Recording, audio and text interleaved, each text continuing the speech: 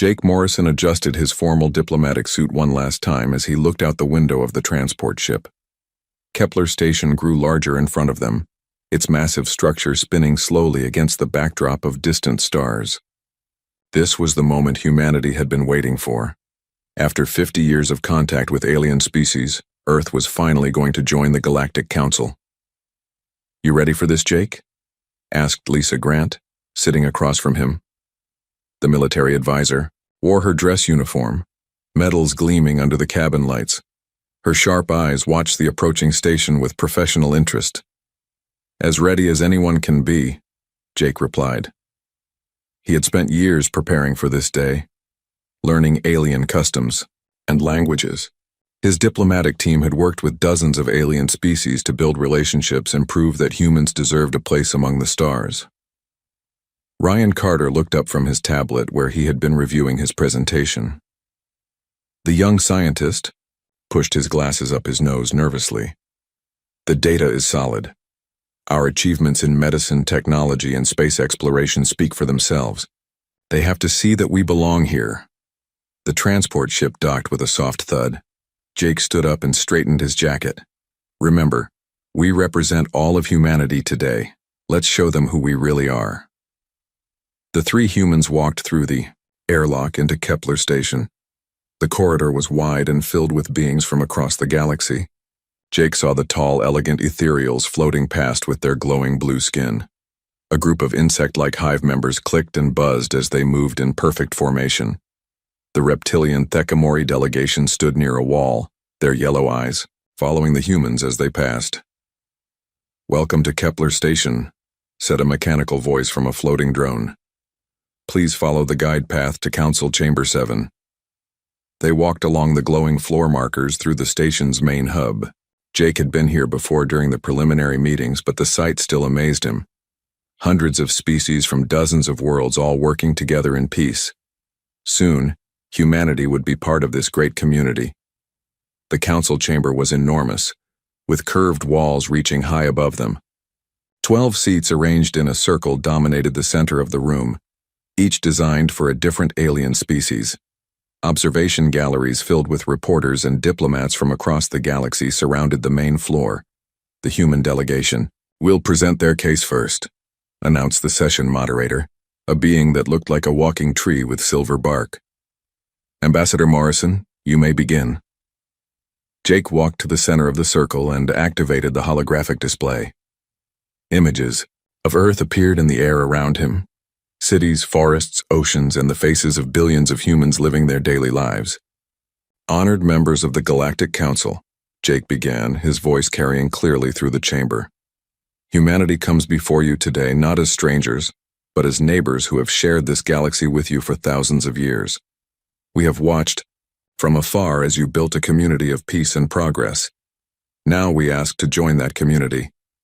He gestured to the images floating around him. "We bring much to offer. Our scientists have cured diseases that plagued us for centuries. Our artists create beauty that moves the soul. Our explorers push the boundaries of what is possible. Most importantly, we bring the diversity of 6 billion minds, each unique, each capable of contributing something new to our shared future." Jake paused and looked at each council member in turn. Some seemed interested, nodding slightly as he spoke. Others remained perfectly still, their alien faces impossible to read. "We know we are young compared to your ancient civilizations. We know we have made mistakes in our past, but we have learned from those mistakes. We have grown. We are ready to take our place among the stars not as conquerors, but as partners." Jake finished his opening statement and stepped back. Ryan came forward to present the scientific data. Charts and graphs filled the air showing human achievements in technology, medicine, and space exploration. The numbers were impressive. Fusion power, faster than light communication, treatments for genetic diseases that had seemed impossible just years before. "As you can see," Ryan said, pointing to a graph showing human population growth, "we have learned to balance progress with sustainability. Our birth rate has stabilized. Our energy use comes mostly from clean sources. We have proven that intelligence and responsibility can work together. When Ryan finished, the council began their questions. Most were straightforward requests for more data or clarification about human policies. Jake answered them confidently, drawing on years of preparation. Then Kethvar of the Zephyrian Empire stood up. The tall alien's skin shifted from blue to deep purple, which Jake knew meant anger or aggression. "I must speak against this application," Kethvar announced, his voice carrying a strange musical quality that somehow sounded menacing. The chamber fell silent. Jake felt his heart sink as Kethvar activated his own holographic display. Images began appearing in the air, but these were very different from the ones Jake had shown. Wars, destruction, cities burning, forests cut down, animals extinct, humans fighting humans with terrible weapons that left entire regions poisoned and empty. "This is humanity," Kethvar said, his purple skin now almost black with anger. "A species that destroys its own world. A species that fights endless wars over land, resources, and ideas. They have been spacefaring for barely a century, and already they strip mine asteroids and pollute space with their waste." Jake started to object, but Kethvar continued. "Look at their history. Every few decades, a massive war. Every few years, some new conflict. They cannot even live in peace with their own kind. How can we trust them with the power and knowledge that comes with council membership?" The reptilian Thekmori delegate, Sektar, rose from his chair, his yellow eyes fixed on Jake with cold calculation. "The Zephyrian speaks truth. Humans are young and violent. They expand aggressively, taking what they want without asking. Their military grows stronger each year. They build weapons that could destroy worlds." "That's not fair," Ryan said, stepping forward. "Every species has a violent past. The Thekmori fought wars for 1,000 years before joining the council. The Zephyrians conquered half their star system before learning diplomacy." "Yes," Sektar replied with what might have been a smile on his reptilian face. "But we learned control over millennia. Humans expect to join the council after mere decades of space travel. They are not ready." Jake tried to defend humanity, explaining how they had ended major wars, how they worked together on global problems, how they had learned from their mistakes. But more council members began speaking against human membership.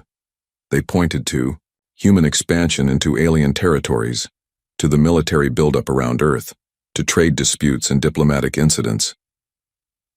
Lisa Grant watched the proceedings with growing anger. She had seen this kind of politics before in Earth's military councils. This was not about human readiness or peaceful intentions. This was about power and fear. The established species did not want competition from a young, aggressive race that might challenge their comfortable positions. The debate continued for hours. Only 3 species spoke in favor of human membership: the Trade Federation, who profited from human commerce, and 2 smaller species that had good relationships with Earth colonies. Finally, the vote was called. Jake stood in the center of the chamber, watching as each council member cast their decision. The results appeared on screens around the room. 9 votes against human membership, 3 in favor, 2 abstentions. The chamber erupted in noise as reporters shouted questions and alien delegates began talking among themselves. Jake stood frozen, unable to believe what had happened. 50 years of preparation, decades of building relationships, all of it meaningless. "The application for human membership in the Galactic Council is denied," announced the moderator. "The matter is closed." Jake looked around the chamber at the alien faces staring down at him. Some looked satisfied. Others seemed uncomfortable, avoiding his eyes. A few of the younger delegates appeared upset by the decision. He walked slowly back to where Lisa and Ryan waited. Lisa's face was stone cold with controlled fury. Ryan looked like he might cry. "Ambassador Morrison," called Kethvar from his seat. "Perhaps in another century, when your species has learned wisdom, you may apply again." Jake turned back to face the Zephyrian. His voice was steady and calm, but every word carried the weight of humanity's disappointment and growing anger. You may exclude us today, but humanity remembers both kindness and betrayal.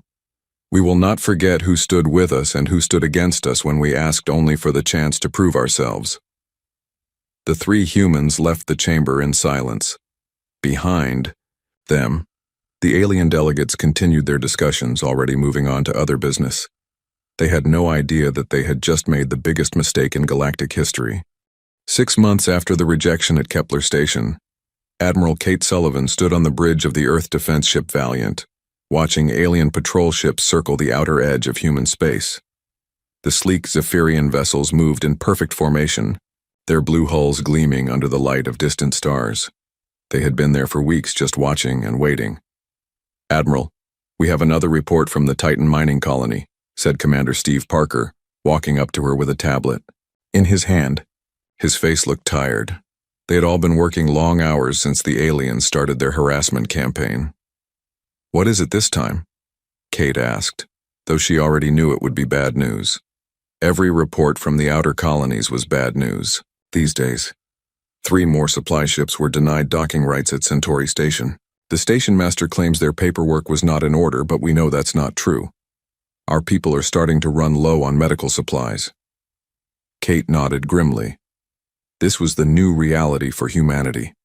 No formal declaration of war, no open hostility, just a slow squeeze that was designed to make human life in space impossible. Trade agreements that had been in place for decades were suddenly canceled. Human ships found themselves banned from neutral stations across the galaxy. Even basic communications were being ignored. "Any word from the diplomatic corps?" Kate asked. "Jake Morrison has been trying to reach his contacts for weeks. Nobody will talk to him. It's like we've become invisible to the rest of the galaxy." Kate turned back to the view screen where the alien patrol ships continued their endless circle. She had been a military officer for 20 years, but this was unlike any conflict she had ever seen. The enemy was not shooting at them. They were simply pretending humanity did not exist. On Mars, Dr. Amy Collins worked late into the night in her research laboratory. The Red Planet's research facility had been cut off from the Galactic Research Network the day after the Council vote. Decades of shared scientific knowledge were suddenly unavailable to human researchers. "Amy, you need to see this," called Ben Torres from across the lab. The young engineer was bent over a computer terminal, his face lit by the glow of the screen. Amy walked over to look at his work. Ben had been trying to develop new manufacturing techniques without access to alien technology databases. What she saw on the screen made her eyes widen. "Is this real?" she asked. "I've run the simulations 12 times.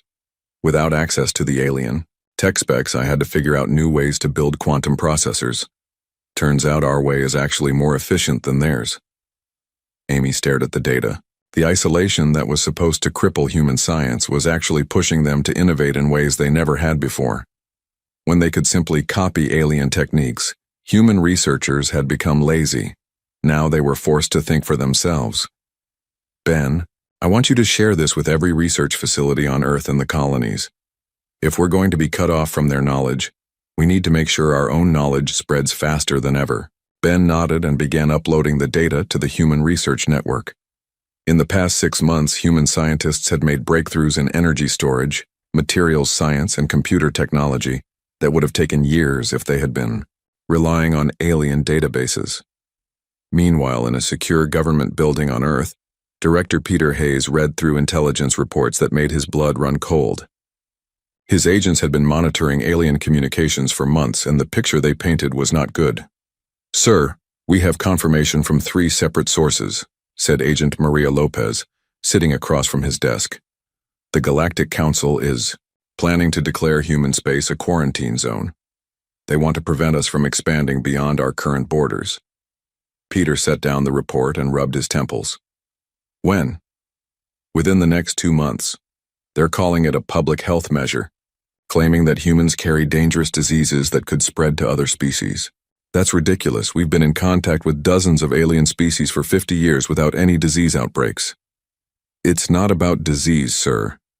It's about control. They want to keep us locked in our current territory while they divide up the rest of the galaxy among themselves." Peter looked at the star map on his wall, showing human colonies scattered across dozens of star systems. If the aliens succeeded in their quarantine plan, those colonies would be cut off from Earth forever, families would be separated, trade would become impossible, humanity would slowly die in isolation. But the aliens had made one critical mistake. They had assumed that isolation would weaken humanity. Instead, it was making them stronger. President Helen Carter sat in her office in Washington, reading reports from across human space. The news should have been depressing. Human trade was down 70%. Diplomatic relations were non-existent. Several colonies were reporting shortages of critical supplies. Instead, she found herself oddly hopeful. The reports also showed something the aliens had not expected. Human colonies were becoming self-sufficient faster than anyone had thought possible. When they could no longer rely on alien technology and supplies, humans had simply learned to make their own. The Mars Research Facility was producing quantum computers that were better than anything the aliens had shared. The asteroid mining operations had developed new techniques that extracted resources more efficiently than the old alien methods. Even the agricultural colonies had found ways to grow more food with less water and energy. Most importantly, humanity was more united than it had ever been.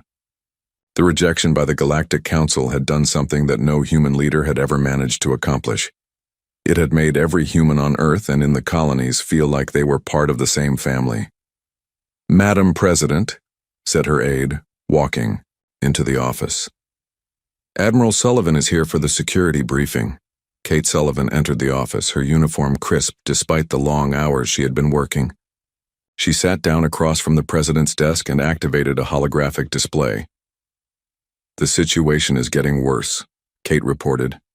"Our long-range sensors are detecting alien fleet movements near all our major colonies. They're not threatening us directly, but they're making it clear that we're surrounded." President Carter studied the display, showing alien ships positioned at key points around human space. "How long before they move from watching to acting?" "Based on the intelligence reports, I'd say we have maybe 2 months before they try to enforce their quarantine zone. When that happens, we'll have to decide whether to fight or submit." "What are our chances if we fight?" Kate was quiet for a moment, considering the question. 6 months ago, I would have said we had no chance at all. Their technology was superior to ours in every way. But things have changed. Our forced isolation has pushed our research and development forward by decades.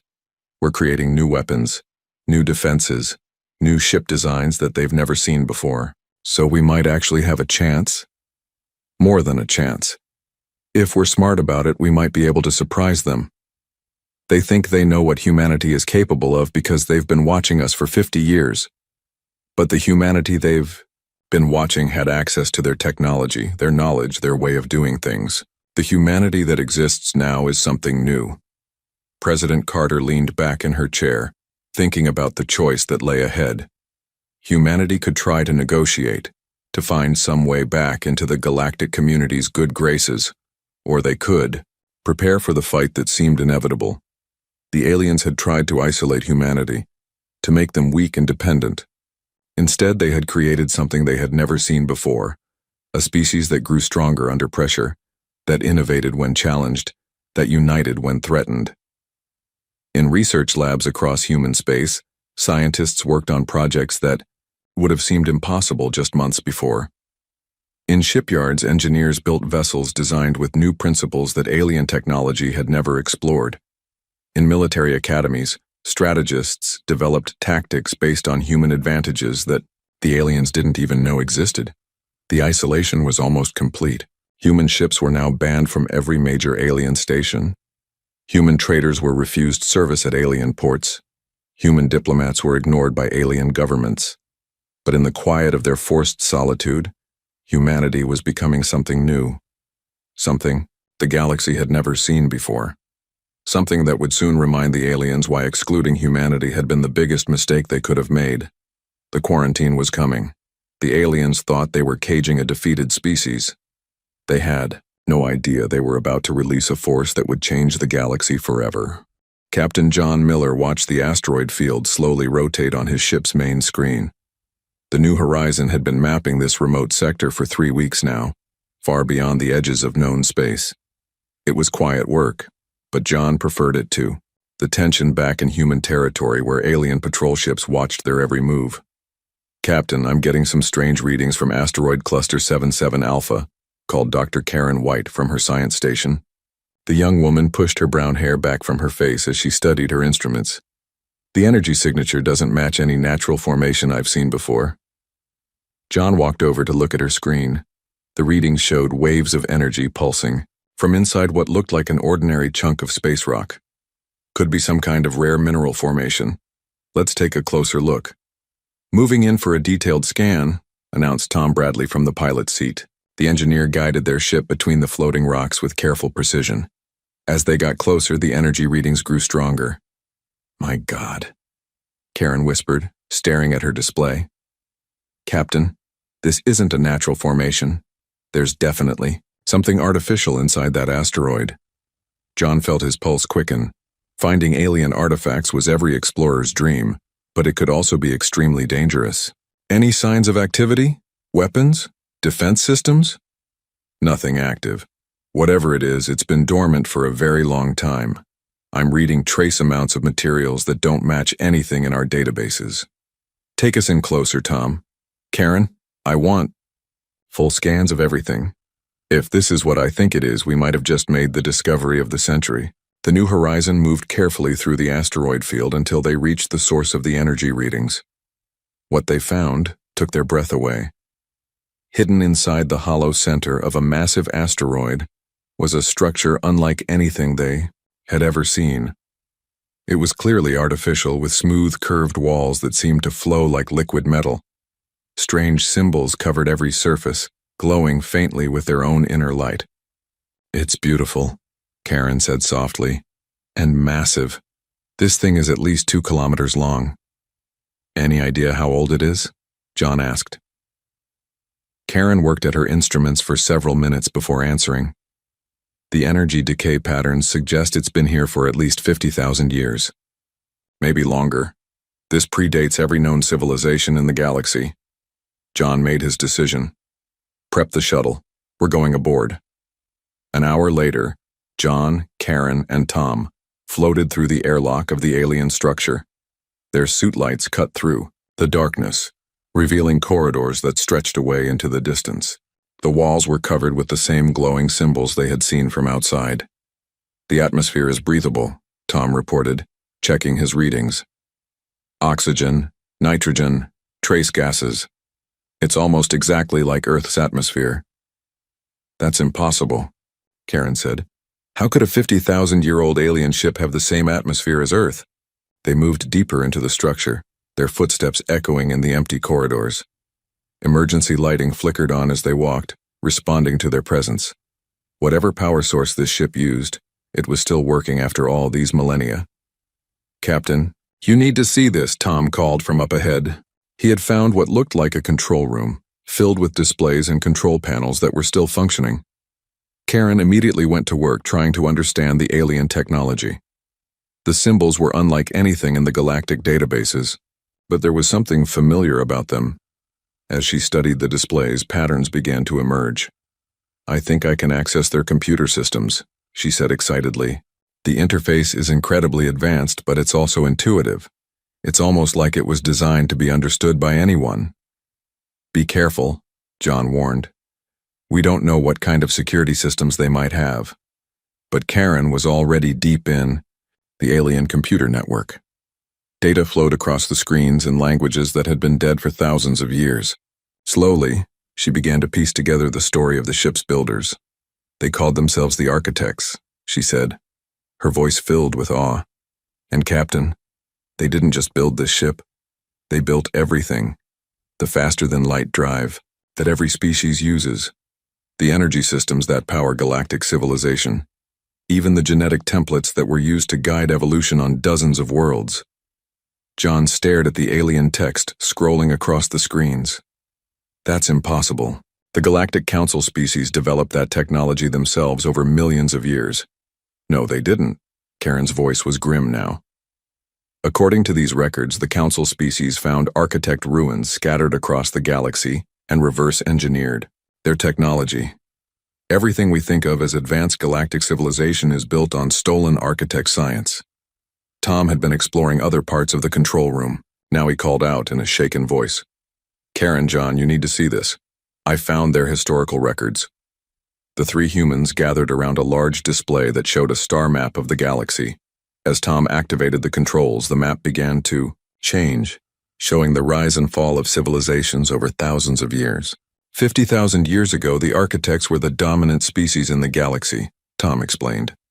They had colonies on thousands of worlds. Their technology was so advanced it looked like magic. They could create energy from nothing, travel instantly between stars, even guide the evolution of life itself. "What happened to them?" John asked. The star map shifted, showing the slow spread of other species across architect territory. "They were too peaceful," Karen said, reading from the alien records.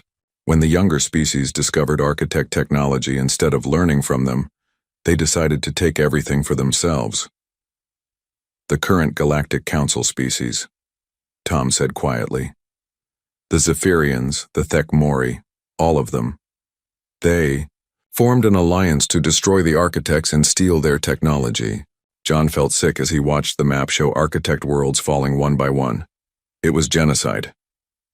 "Complete genocide," Karen confirmed. "The Council species hunted down every last architect, destroyed their cities, wiped out their entire civilization.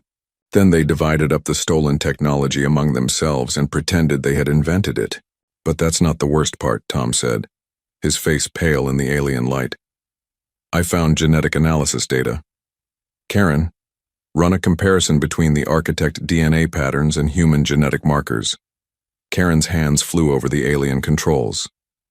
Minutes later, her face went white as the results appeared on the screen. "John, this can't be right. According to this data, human DNA contains architect genetic markers. Not a lot, but enough to suggest some kind of connection." "What kind of connection?" John asked, though he was afraid he already knew the answer. "Either the architects visited Earth sometime in our distant past, or..." Karen paused, checking her readings again. "Or were descended from architect refugees who escaped the genocide." The three humans stood in silence, absorbing the implications of what they had discovered. Everything they thought they knew about galactic history was wrong. The advanced species that had rejected humanity from their council were not the creators of galactic civilization. They were thieves and murderers who had built their power on stolen technology and genocide. "We have to get this information back to Earth," John said finally.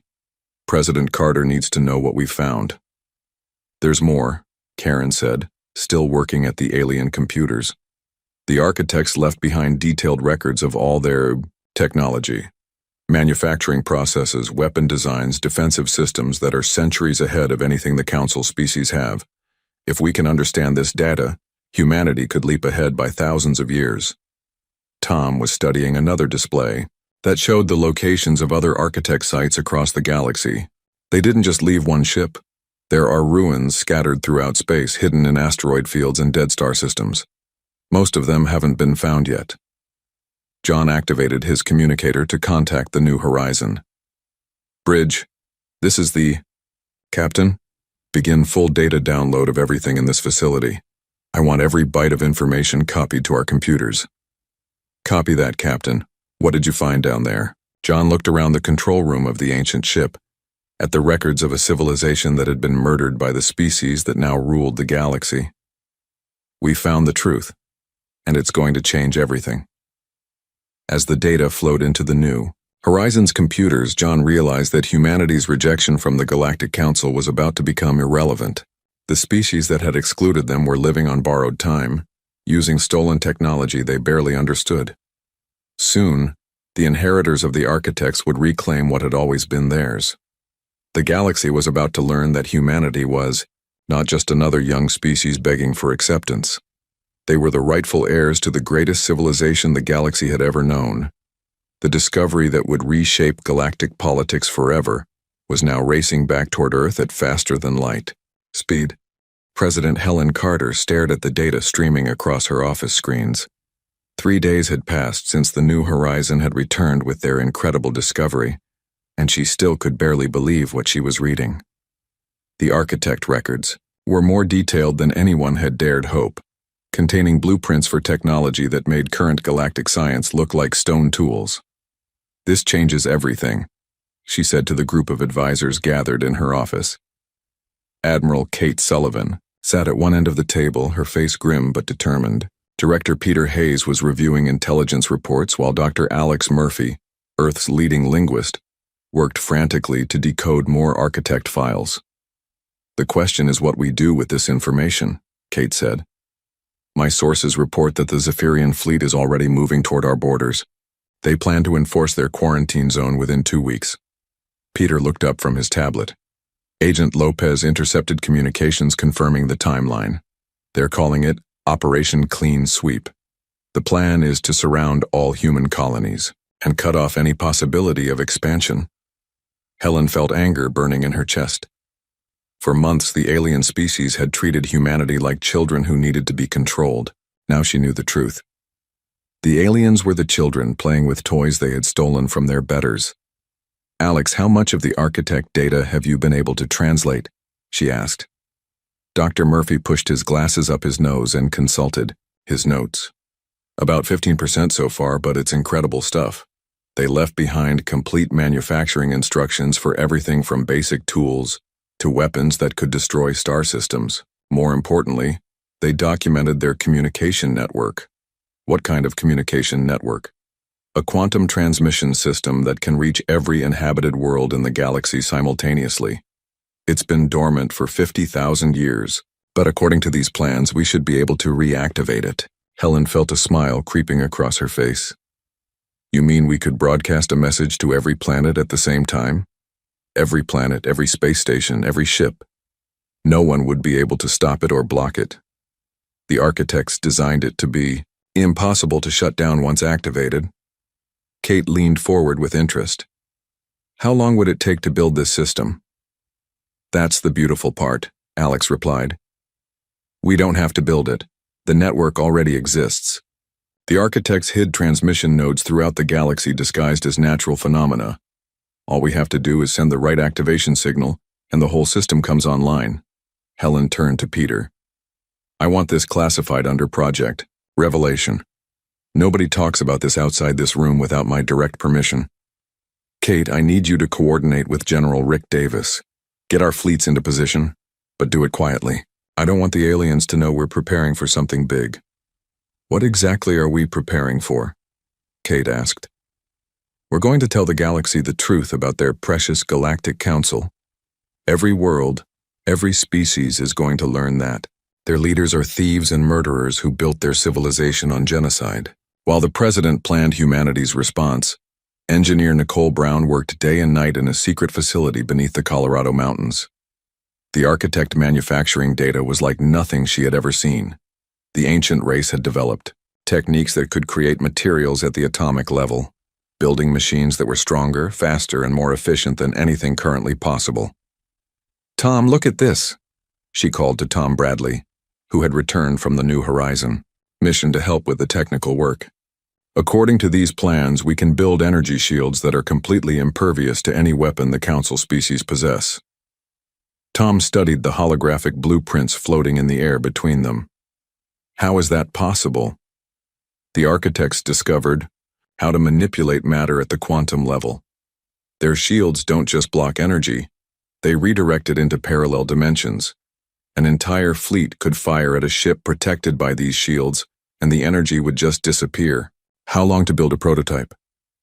Nicole checked her calculations.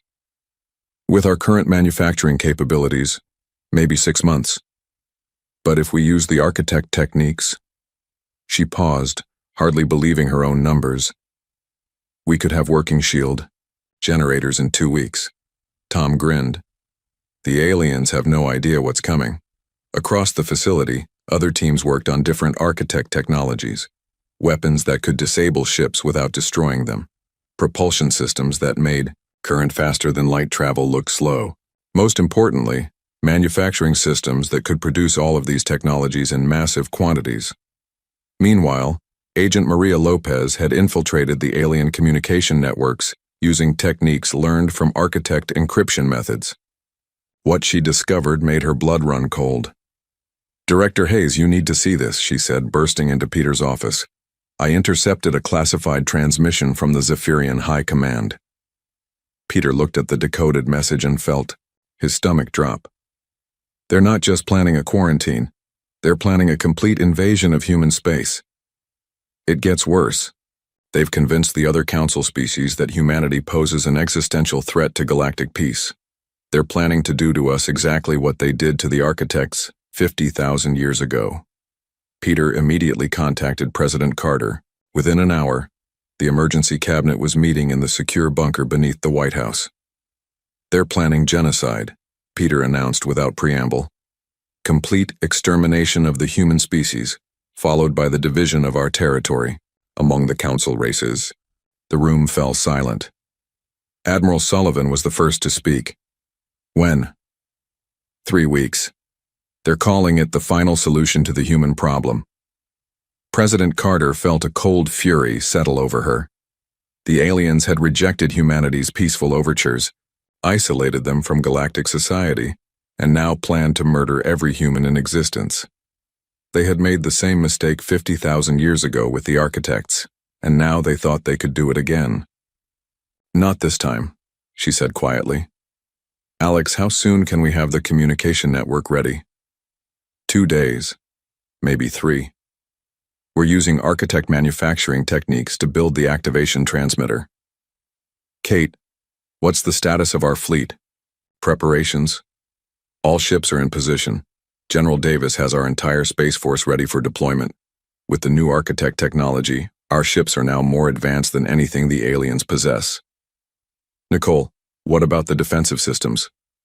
The first batch of shield generators will be ready tomorrow. We can protect Earth and the major colonies within a week. Helen Carter looked around the room at her advisors. 6 months ago, they had been the rejected species, begging for acceptance from superior aliens. Now they were the inheritors of technology. That made them the most powerful force in the galaxy. "Jake Morrison is still at Kepler Station, isn't he?" she asked. "Yes, ma'am. He's been trying to establish diplomatic contact for months, but the aliens keep ignoring him." "Good. I want him there for what comes next. Peter, have Agent Lopez arrange for our people to be in position at key locations throughout the galaxy. When we make our announcement, I want human representatives ready to take control of strategic facilities." "Ma'am, are we talking about war?" Kate asked. "We're talking about justice," Helen replied. "The Galactic Council has ruled through lies and stolen power for 50,000 years. It's time the galaxy learned the truth about who their real leaders should be." Over the next few days, the preparations intensified. Human ships equipped with architect technology moved into position around key alien worlds. The quantum communication network neared completion. Most importantly, the evidence of the Council's crimes was being compiled into an irrefutable presentation that would be broadcast to every inhabited world simultaneously. Dr. Sarah Kim, Earth's top archaeologist, worked with Alex Murphy to create a timeline of the architect genocide that would be impossible to deny. They had video records from architect archives, genetic evidence, even the personal logs of council leaders from 50,000 years ago detailing their plans to steal architect technology.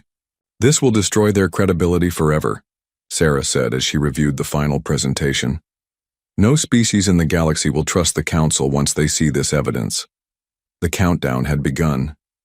In just hours, humanity would go from being an excluded species to being the rightful rulers of galactic civilization.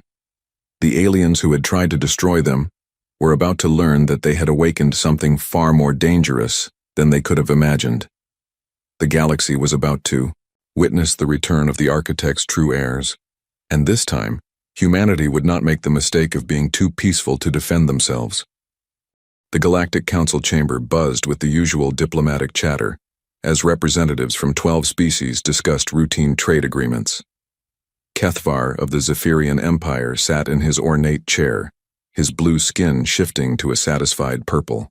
as he reviewed reports of the human quarantine preparations. In just hours, the final phase of their plan would begin. Suddenly, every screen in the chamber flickered. The holographic displays that normally showed star charts and trade data went black for a moment, then filled with an image that made every alien in the room freeze in shock.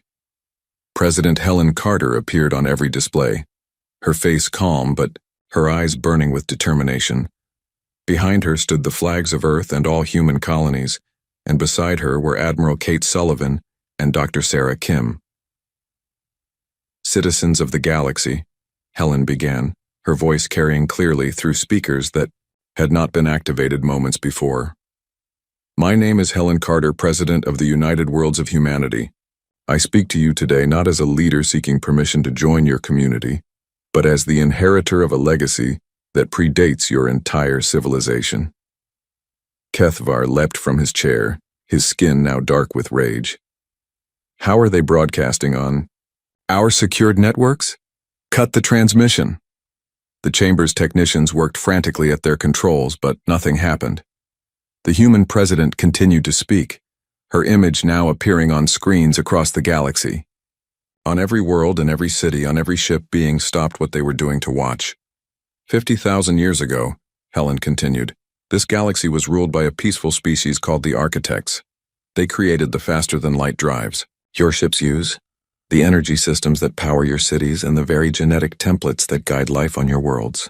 Everything you think of as advanced galactic civilization was built by the Architects. On the mining world of Keitha Prime, Zephyrian workers stopped their excavation machines to stare at screens showing images of ancient ruins and alien technology. On the Tekmori homeworld, reptilian citizens gathered in public squares to watch the broadcast that their government could not block. In the council chamber, Sektar of the Tekmori hissed in fury. "This is propaganda, lies designed to undermine our authority." But Dr. Sarah Kim stepped forward on the screens, activating holographic displays that showed genetic analysis data, archaeological evidence, and most damning of all, the personal records of ancient council leaders. "These are the words of High Commander Vektar of the ancient Zephyrian fleet," Sarah announced, as alien text appeared on screens alongside its translation.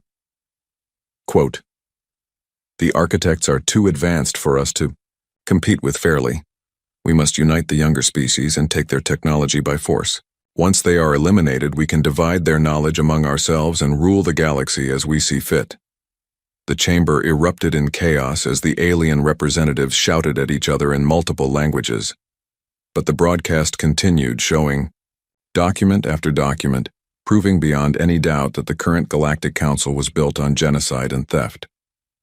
Jake Morrison, who had been waiting in the station's diplomatic quarters for months, walked calmly into the council chamber. Human security forces appeared at every entrance, their weapons and armor clearly more advanced than anything the aliens possessed. "The evidence is overwhelming," Helen Carter continued from Earth. "Your leaders murdered an entire civilization to steal their technology. They have ruled through lies for 50 millennia, but the Architects were not completely destroyed. Some escaped, some survived, and their children have returned to reclaim what was stolen." Dr. Sarah Kim activated another display showing human genetic analysis. "Humanity carries Architect genetic markers in our DNA. We are not just another young species seeking acceptance. We are the descendants of the civilization you destroyed, and we have inherited more than just their genes." Admiral Kate Sullivan stepped forward on the broadcast. "At this moment, human fleets equipped with true Architect technology are positioned around every major alien world. Our ships carry weapons and defenses that are thousands of years more advanced than your stolen copies. We are not here to conquer, but we will defend ourselves if threatened." Across the galaxy, alien populations watched in stunned silence as the implications became clear. The humans they had dismissed as primitive newcomers were actually the heirs to the most advanced civilization in galactic history. The technology their leaders claimed to have invented had been stolen from the ancestors of the very species they had tried to exclude. On Kepler Station, the younger alien delegates who had seemed uncomfortable with the original decision to reject humanity began speaking out. Kira Esh of the Ethereal Collective rose from her seat, her glowing form pulsing with agitation. "Is this true?" she demanded, turning to face the older council members. "Did our ancestors really commit genocide to steal architect technology?" Kethvar's skin shifted through angry shades of purple and black. "These are lies! Human propaganda designed to justify their aggression." But Jake Morrison activated his own holographic display, showing live feeds from human archaeological teams working at architect sites across the galaxy. "These are not lies. These are facts. And they are facts that many of your own young people have suspected for generations." President Carter's image leaned forward, her voice carrying the weight of absolute authority. "The age of rule by thieves and murderers is over. Humanity offers a new path forward. We will share the true architect, knowledge freely with any species that renounces the lies of the past and commits to genuine peace. But for those who choose to continue the violence and deception," Admiral Sullivan added, "we are prepared to defend ourselves and our allies with the full power of our inheritance." The reaction across the galaxy was immediate and overwhelming. On dozens of worlds, younger generations who had grown up questioning their leaders' stories demanded answers from their governments. The Ethereal Collective's ruling council announced within hours that they would side with humanity. The symbiotic hive, which had abstained from the original vote, declared that they had always suspected the truth about galactic history. Even species that had supported the exclusion of humanity began to fracture. Young Zephyrians and Thekamori called for new leadership that would acknowledge the crimes of the past and seek reconciliation with the architect descendants. Admiral Vextar of the Zephyrian military, commanding the fleet that was supposed to quarantine Earth, found himself surrounded by human ships that appeared out of nowhere using technology he had never seen before. His weapons were useless against their shields, and his communications were being monitored by systems he could not understand. "This is Captain John Miller of the Earth Defense Force," came a transmission to Vextar's flagship. "You are ordered to stand down and return to your home system. Any aggressive action will be met with appropriate force." Vextar stared at his tactical display showing human ships that moved faster than his sensors could track and carried weapons that made his fleet look like toys. The quarantine of humanity had become a joke. The humans were not trapped. His fleet was. Back in the council chamber, the old order was collapsing in real time. Half the delegates were demanding investigations into their own government's historical records. The other half were trying to maintain that the human claims were false, but their arguments sounded weaker with each piece of evidence presented. President Carter's final words echoed across the galaxy. "The choice is yours. Join us in building a new galactic community based on truth, cooperation, and justice, or remain trapped in the lies of the past while the galaxy moves forward without you." The transmission ended, but its effects had only begun. Within days, governments across the galaxy were falling as populations demanded leaders who would acknowledge the truth about their history. The Galactic Council dissolved as species, after species withdrew their support for the old system. Jake Morrison stood in the empty council chamber, watching as alien delegates filed out in confusion and defeat. The species that had tried to exclude humanity now found themselves excluded from the new order that was rapidly taking shape. Humanity had returned to claim their inheritance, and the galaxy would never be the same. The age of the Galactic Council was over. The age of humanity had begun.